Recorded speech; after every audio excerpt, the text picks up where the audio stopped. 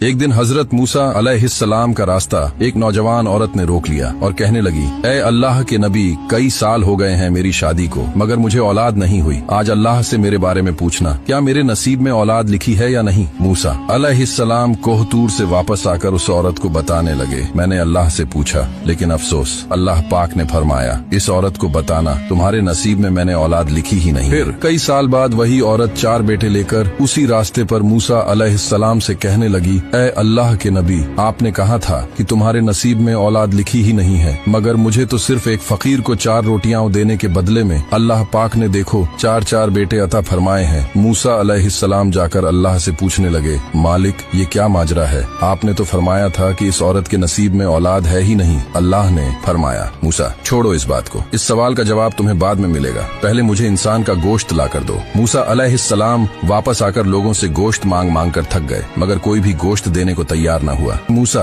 अलैहिस्सलाम मायूस होकर बस्ती से वापस जाने लगे तो उसे रास्ते में एक फकीर मिला। फकीर के पूछने पर मूसा अलैहिस्सलाम कहने लगे, अल्लाह को इंसान का गोश्त चाहिए, मगर कोई देने को तैयार नहीं हो रहा। उस फकीर ने कहा, बस इतनी सी बात मैं अल्लाह के लिए जान दे सकता हूँ, ये गोश्त क्या चीज है? फिर उस फकीर ने अपने जिस्म से गोश्त काट कर दिया। मूसा अलैहिस्सलाम वो गोश्त लेकर कोहतूर पर चढ़े और अल्लाह से हम कलाम हुए तो अल्लाह पाक ने फरमाया, मूसा, ये वही फकीर है जिसने इस औरत को दुआ दी थी, और मैंने फिर किसी और के नसीब की औलाद उसे अता फरमा दी, वरना गोश्त तो तुम्हारे पास भी है, लेकिन इसी फकीर ने ही अपने जिस्म से काट कर दिया। मूसा, जो हमारी राह में खुद को कुर्बान करने के लिए तैयार रहते हैं, फिर हम भी उनकी कोई बात नहीं टालते।